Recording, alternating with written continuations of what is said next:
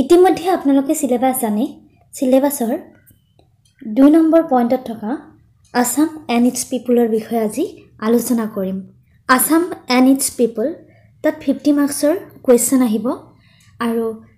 Assam and it's পিপলৰ syllabus কি চাম Assam and it's পিপলৰ ভিতৰত কি সিলেবাস হ'ব পাৰে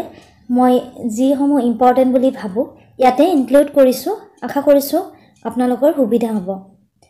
এটিমোলজি জানিব লাগিব পোন প্ৰথমতে অসম নামটো কৰ পৰা উৎপত্তি হৈছে এই প্ৰশ্নসমূহ এটিমোলজিৰ ভিতৰত পৰিব অসমৰ বুৰঞ্জী সম্পৰ্কে আমাৰ সম্যক জ্ঞান থাকিব লাগিব অসমৰ জিওগ্ৰাফি আমি জানিব লাগিব অসমৰ ডেমোগ্ৰাফি সম্পৰ্কে আমাৰ জ্ঞান থাকিব লাগিব গভৰ্নমেন্ট এণ্ড পলিটিক্সৰ বিষয়ে আমি জানিব লাগিব অসমৰ কি সোশিয়েল ইস্যুস আছে হেসমূহ আমি ইয়াতে ডিসকাস কৰিম অসমৰ অৰ্থনীতি সম্পৰ্কে আমি জানিব লাগিব অসমৰ শিক্ষা ব্যৱস্থা সম্পৰ্কে আমি জানিব লাগিব অসমৰ কালচাৰ সংস্কৃতি বিষয় আমি পঢ়ি যাব লাগিব আৰু লগতে অসমৰ সাহিত্য সম্পৰ্কে আমি জানিব লাগিব ইয়াৰ ভিতৰতে পৰীক্ষাত 50 মাৰ্কছ থাকিব বুলি মই আশা কৰিছো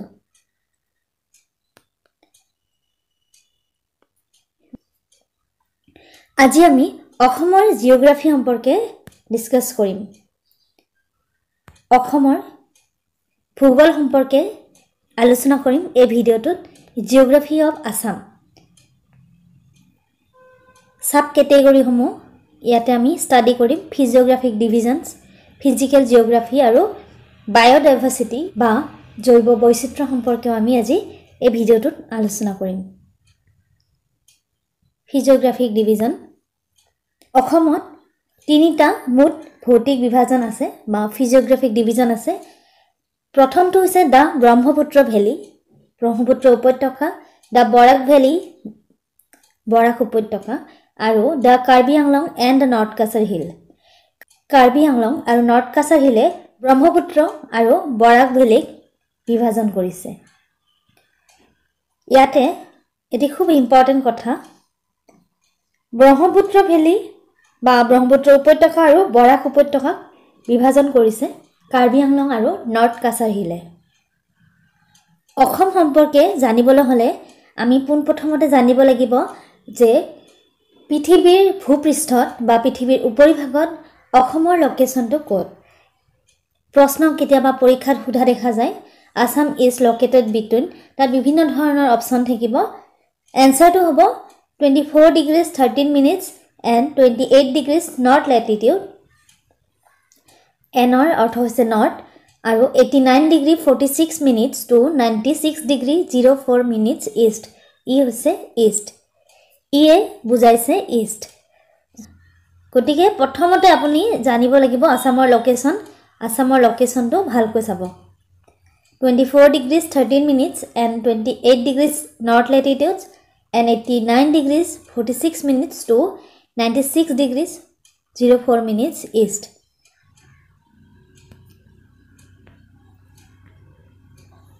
অসমৰ মাটিকালি কিমান এৰিয়া জানিব লাগিব অসমৰ মাটিকালি হৈছে 78,438 স্কয়াৰ কিলোমিটাৰ বা কিলোমিটাৰ স্কয়াৰ এটো খুবে পৰীক্ষাত আহে ভালকৈ চাব 78,438 স্কয়াৰ কিলোমিটাৰ আৰু ইয়াৰ লগত জানিবলগীয়া প্ৰশ্ন হল যে অসমে ভাৰতৰ কিমান শতাংশ ভূমি আগুৰি আছে বা কিমান পাৰ্চেন্ট ল্যান্ড এৰিয়া আছে অসমৰ ভাৰতৰ ভিতৰত অসমৰ ল্যান্ড এৰিয়া কিমান শতাংশ আছে পৰীক্ষাত সোধে এনসাৰ হ'ব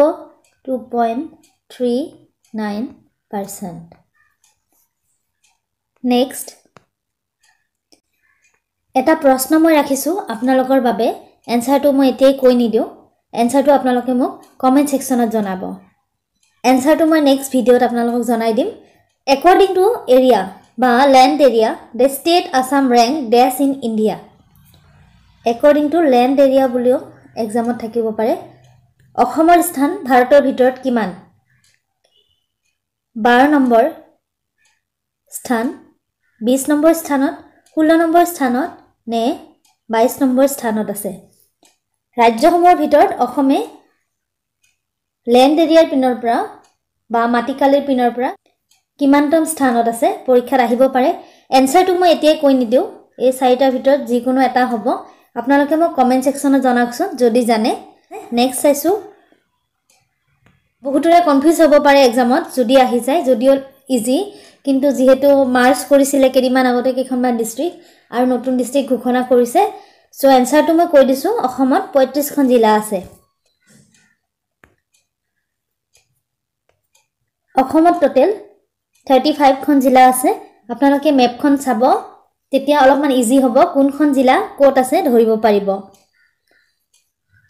জিলাসমূহৰ লগত জড়িত এটি প্ৰশ্ন হ'ব পাৰে যে অসমত নতুনকৈ ঘোষণা কৰা জিলাকেইখনৰ নাম কি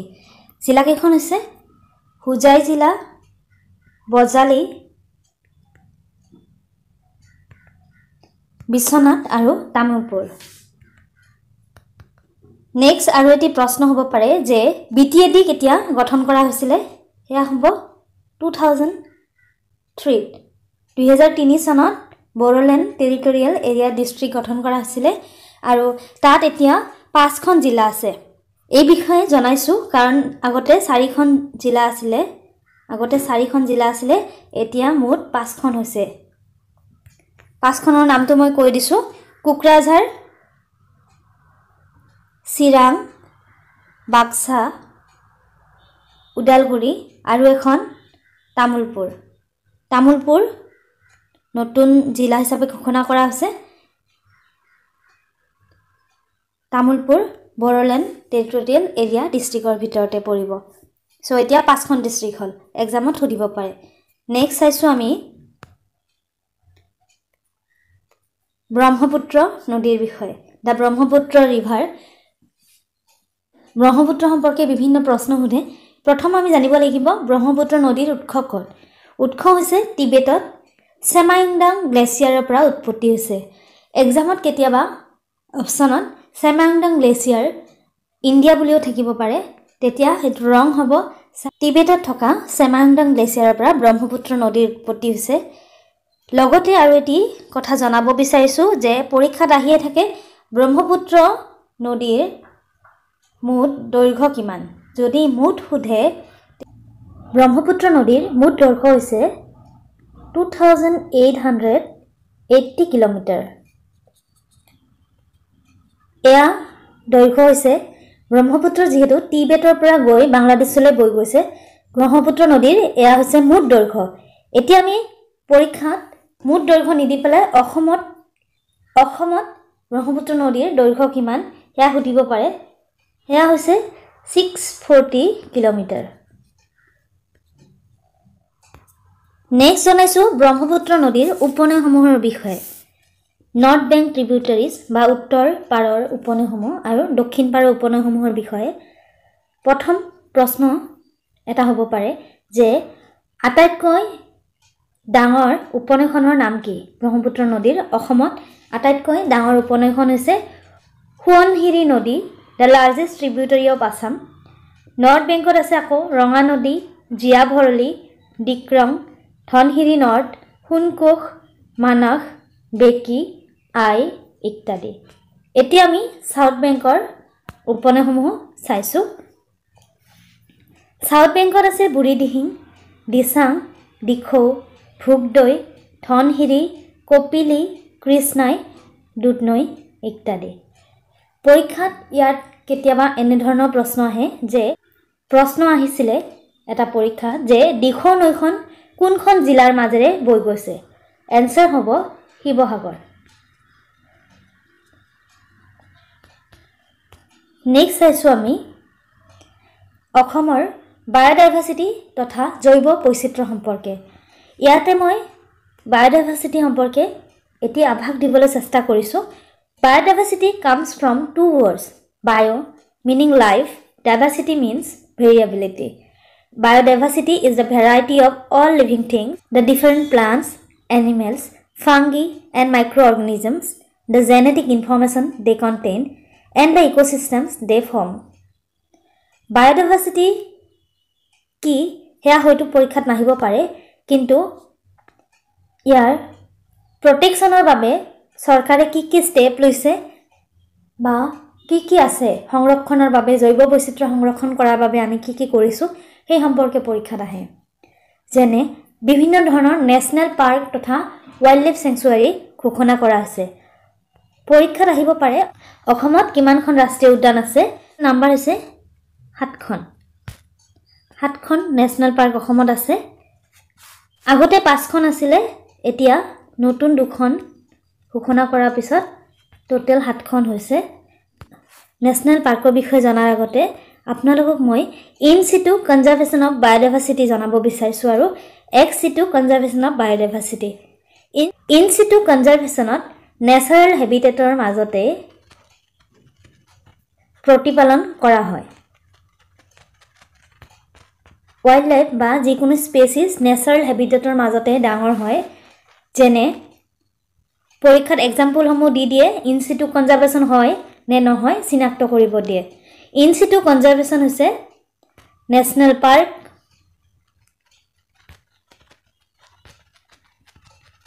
ওয়াইল্ড লাইফ স্যাংচুৱাৰী বা অভয়াৰণ্য আৰু বায়োস্ফিয়াৰ ৰিজাৰ্ভ এই তিনিবিধ ইন সিটু কনজাৰভেশ্যনৰ মাজত আহিব আৰু এক্স সিটু কনজাৰভেশ্যন হৈছে জু বটানিকেল গাৰ্ডেন এটসেট্ৰা ইয়াত আৰ্টিফিচিয়েলি বা পৰিৱেশৰ পৰা বাহিৰত আনি পেলাই কনজাৰভেশ্যনৰ চেষ্টা কৰা হয় ওয়াইল্ড লাইফ বা যিকোনো স্পেচিছ সংৰক্ষণৰ বাবে চেষ্টা কৰা হয় এতিয়া চাইছো আমি অসমৰ নেশনেল পাৰ্কসমূহৰ বিষয়ে অসমত 7খন নেশনেল পাৰ্ক আছে ইতিমধ্যে জনালো কাজিৰঙা নেশনেল পাৰ্কখন আটাইতকৈ ডাঙৰ নেশনেল পাৰ্ক কাজিৰঙাৰ আয়তন হৈছে 1090 স্কয়াৰ কিলোমিটাৰ কাজিৰঙা এশিঙীয়া গড়ৰ বাবে বিখ্যাত ইতিমধ্যে আপোনালোকে জানে এতিয়া ৰিসেন্টলি এটা সেন্সাস কৰা হৈছিল কাজিৰঙাত census report of one horn rhino 2022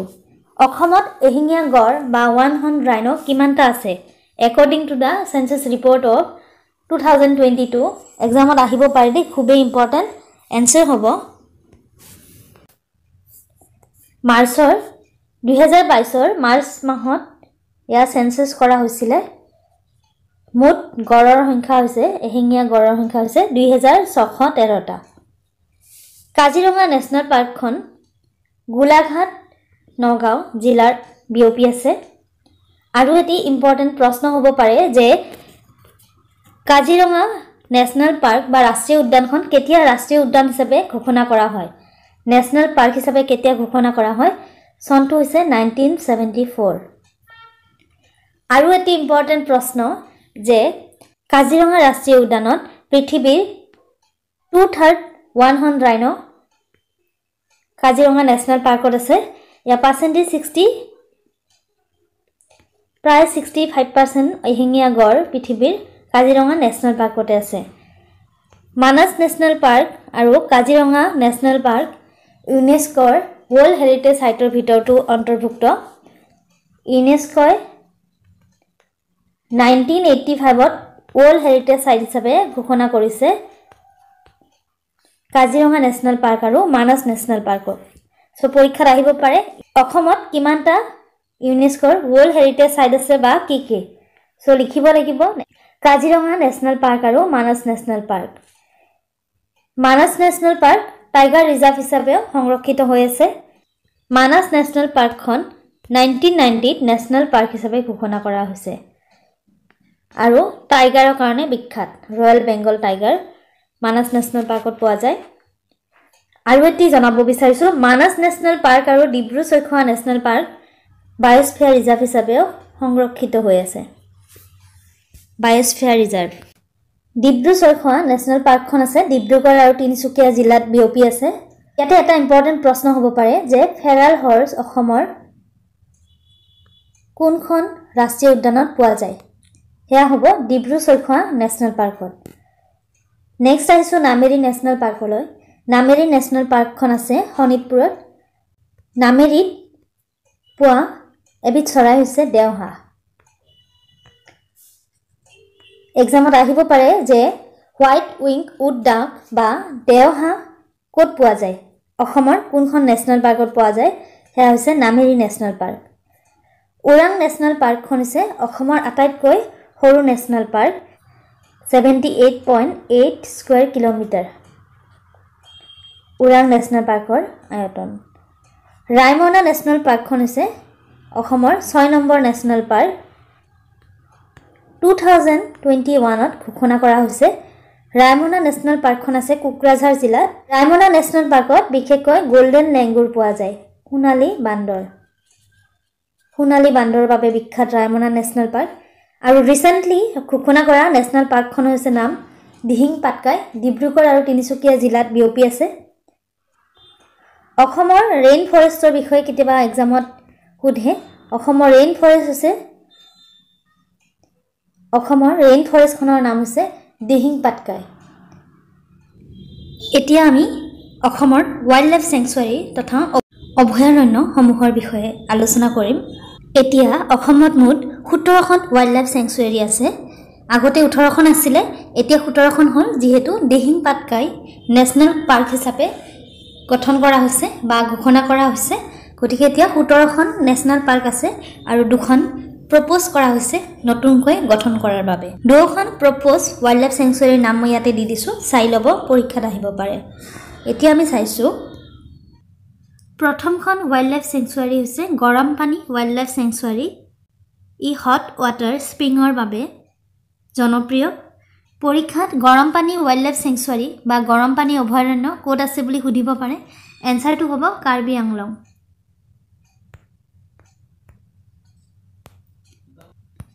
Karbi Anglong জিলাত গৰমপানী ৱাইল্ড লাইফ চেংচুৱাৰী আছে। নেক্সট লাওখোৱা ৱাইল্ড লাইফ চেংচুৱাৰী, সেইখন নগাঁও জিলাত আছে। বৰনদী ৱাইল্ড লাইফ চেংচুৱাৰীৰ বিষয়ে জানিব লাগিব। বৰনদী ৱাইল্ড লাইফ চেংচুৱাৰীখন ওদালগুৰি জিলাত অৱস্থিত। ওদালগুৰি আৰু বাক্সা জিলাত আছে, 2খন জিলা সামৰি আছে।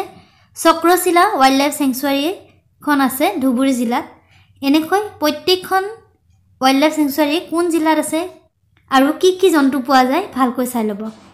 চক্ৰশিলা wildlife sanctuary, Panidihing wildlife চেংচুৱাৰীখন বিখ্যাত হয়, যিহেতু পানীদিহিং পক্ষী অভয়াৰণ্য বুলিও কোৱা হয়। এইখন শিৱসাগৰ জিলাত আছে। এনেকৈ Hollongapar wildlife sanctuary, Pobitora wildlife sanctuary আটাইকেইখন ভালকৈ পঢ়িব আপোনালোকে। প্ৰত্যেকখন জিলাত কি কি অভয়াৰণ্য আছে আৰু লগতে তাত কি কি জন্তু পোৱা যায় ধুনীয়াকৈ নোটছ বনাই ল'ব আপোনালোকে। আটাইতকৈ ইম্পৰ্টেণ্ট আৰু এটি প্ৰশ্ন হ'ব পাৰে ৱাইল্ড লাইফ চেংচুৱাৰীৰ ওপৰত, যে দীপৰ বিল ৱাইল্ড লাইফ চেংচুৱাৰীৰ বিষয়ে। এটি ইম্পৰ্টেণ্ট প্ৰশ্ন হ'ব পাৰে দীপৰ বিল ৱাইল্ড লাইফ চেংচুৱাৰীৰ বিষয়ে, যে ৰামছৰ ছাইট বুলি খ্যাত অসমৰ কোনখন ৱাইল্ড লাইফ চেংচুৱাৰী বা কোনটো ৰামছৰ ছাইট হিচাপে ঘোষণা কৰা হৈছে। ৰামছৰ ছাইট। দীপৰ বিলক ৰামছৰ ছাইট হিচাপে ঘোষণা কৰা হৈছে। নেক্সট আমি চাইছোঁ এতিয়া আটাইতকৈ ইম্পৰ্টেণ্ট আমি অসমৰ ফৰেষ্ট ৰিপৰ্টৰ বিষয়ে জানিব লাগিব। লাষ্ট যিটো লেটেষ্ট ৰিপৰ্ট, তাৰ মতে অসমৰ ফৰেষ্ট এৰিয়া বাঢ়িলে নে কমিলে সেই সম্পৰ্কে জানিব লাগিব। প্ৰথমতেই মই জনাইছোঁ যে অসমৰ ফৰেষ্ট কাভাৰ বা অৰণ্য 15 স্কুৱেৰ কিলোমিটাৰ কমিছে, বঢ়া নাই। চ' ইম্পৰ্টেণ্ট প্ৰশ্ন পৰীক্ষাত হ'ব পাৰে, কিমান কিলোমিটাৰ কমিছে, নে ইনক্ৰিজ হৈছে নে ডিক্ৰিজ হৈছে, পৰীক্ষাত সুধিব পাৰে। 2019ৰ ৰিপৰ্টৰ তুলনাত কমিছে, 15 স্কুৱেৰ কিলোমিটাৰ কমিছে। আৰু অসমৰ ভূভাগৰ কিমান শতাংশ আমাৰ ফৰেষ্ট কাভাৰ পৰীক্ষাত সুধিব পাৰে। পৰীক্ষাত এনেকৈ প্ৰশ্নটো হ'ব পাৰে, পাৰ্চেণ্টেজ অফ জিঅ'গ্ৰাফিকেল এৰিয়া। আৰু এটি প্ৰশ্ন হ'ব পাৰে ইয়াৰ ওপৰত, যে অসমত টোটেল ফৰেষ্ট কাভাৰ কিমান আছে, কিমান শতাংশ বিয়পি আছে সুধিব পাৰে। টোটেল ফৰেষ্ট কাভাৰ হৈছে 28,312 স্কুৱেৰ কিলোমিটাৰ। আৰু পাৰ্চেণ্টেজ অফ জিঅ'গ্ৰাফিকেল এৰিয়া হৈছে 36.09%। পৰীক্ষাত খুবেই ইম্পৰ্টেণ্ট, এইটো আহিব পাৰে, ভালকৈ মনত ৰাখিব। 36.09% অসমৰ total forest area. Total forest area বিষয়ে সুধিলে 36.09% স্কুৱেৰ কিলোমিটাৰ আছে ফৰেষ্ট এৰিয়াৰ 28,312 স্কুৱেৰ কিলোমিটাৰ। অসমৰ পৰিৱেশৰ লগত জড়িত আটাইতকৈ ইম্পৰ্টেণ্ট প্ৰশ্ন, আৰু মই ভাবোঁ পৰীক্ষাত আহিব, অমৃত বৃক্ষ আন্দোলনৰ বিষয়ে পৰীক্ষাত প্ৰশ্ন এটা হ'লেও থাকিব। ইয়াৰ লগত জড়িত প্ৰশ্নসমূহ মই জনাইছোঁ। এটা প্ৰশ্ন হ'ব পাৰে যে লঞ্চ কেতিয়া কৰা হৈছিলে? এনচাৰ হ'ব 17 ছেপ্টেম্বৰ 2023। 17 ছেপ্টেম্বৰত লঞ্চ কৰা হৈছিলে। লঞ্চ কোনে কৰিছিলে সুধিব পাৰে, বা এনচাৰ হ'ব চিফ মিনিষ্টাৰ হিমন্ত বিশ্ব শৰ্মা, আৰু তাৰিখ আছিলে 17 ছেপ্টেম্বৰ 2023। নেক্সট আৰু এটি প্ৰশ্ন হ'ব পাৰে যে অমৃত বৃক্ষ আন্দোলনত অসমে কিমানটা গিনিছ ৱৰ্ল্ড ৰেকৰ্ড কৰিবলৈ সক্ষম হৈছিলে? আৰু অমৃত বৃক্ষ আন্দোলনত অসমে যি 1 কোটি গছপুলি ৰোপণ কৰিছিলে তাৰ বাবে 9টা গিনিছ ৱৰ্ল্ড ৰেকৰ্ড কৰিবলৈ সক্ষম হৈছিলে। আৰু পৰীক্ষাত ইয়াৰ বিষয়ে আহিব পাৰে, মই নেক্সট ভিডিঅ'ত আলোচনা কৰিম। আশা কৰিছোঁ আজিৰ ডিছকাশ্যনে আপোনালোকক পৰীক্ষাত সহায় কৰিব, আৰু যদি ভিডিঅ'টো ভাল লাগে প্লিজ লাইক কৰিব আৰু শ্বেয়াৰ কৰিব। ধন্যবাদ।